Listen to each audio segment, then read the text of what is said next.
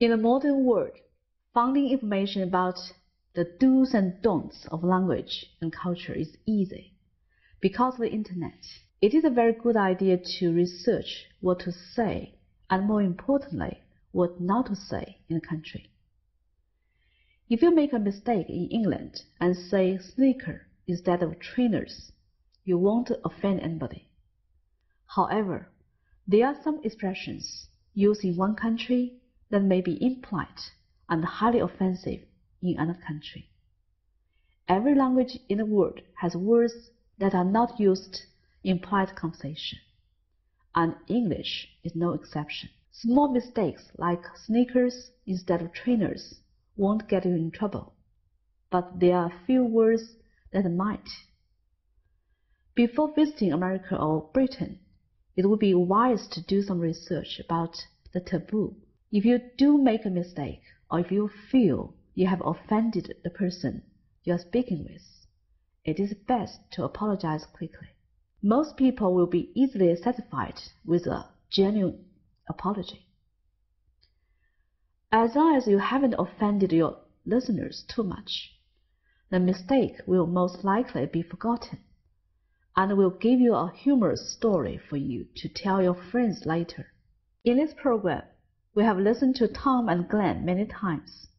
You are already very familiar with Tom's British accent and Glenn's Canadian accent.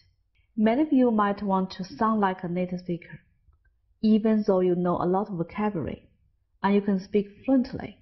You might find it difficult to pronounce English words correctly, while you struggle to find the proper words to express yourself. This may make you feel frustrated.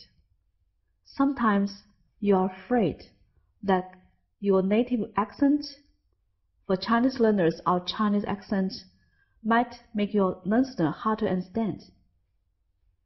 It doesn't matter. First, my Indian and Japanese colleagues have no difficulty in understanding my English when we are talking about English teaching. As we are all teachers, we are more concerned about ideas rather than different accent. Second, what does a good accent mean? It means an accent that is easy to understand, no matter where you are from. An accent that is understood by all in the international community. In this context, we need to work hard to make our message across, no matter who the listener is. Luckily, you have here in this program Glenn Davis, a Canadian, Tom, a British, Connor, an Irish, James, an American, Fabian, a PhD student from Columbia. Of course, we also have our EFL learners from China. If you understand 80% of what we are talking about, you won't have a problem in understanding each other when you meet a native speaker.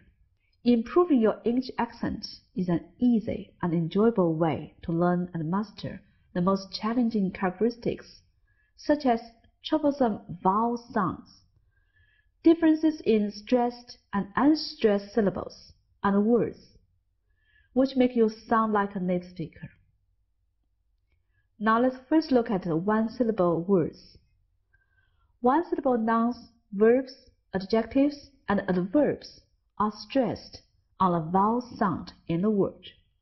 For example, book, cat, rain, boat, chair, read, burn, touch, choose, love, hear, new, bright, clear, loud.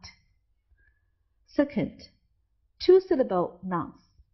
Two-syllable nouns are usually stressed on the first syllable.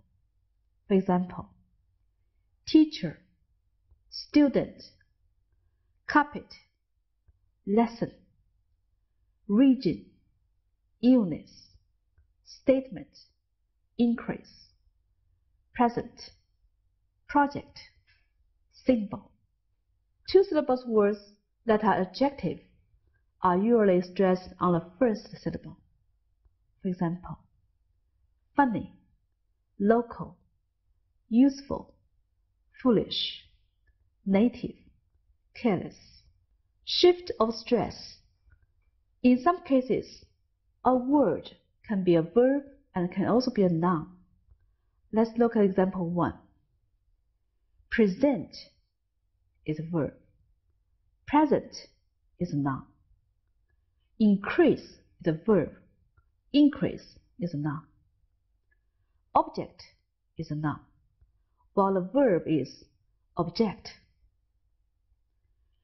Rules for sentence stress in English.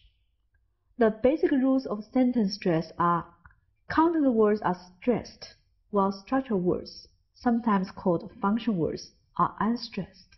Basically, stressed words are considered content words, such as number 1, verbs, number 2, nouns, number 3, adjectives, number 4, adverbs, number 5, negative auxiliaries.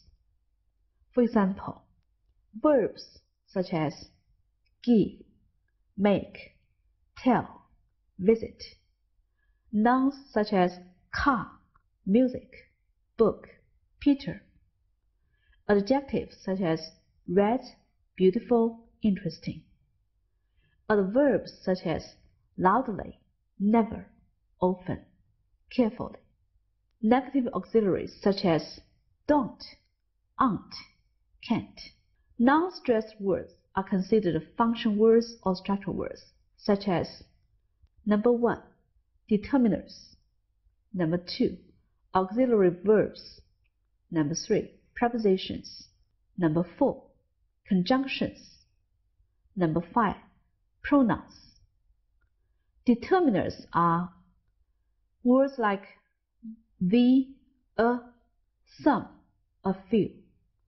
Auxiliary verbs such as don't, am, can, were. Prepositions such as before, next to, opposite. Conjunctions such as but, while, as. Pronouns such as she, he, they, us. There are some exceptions.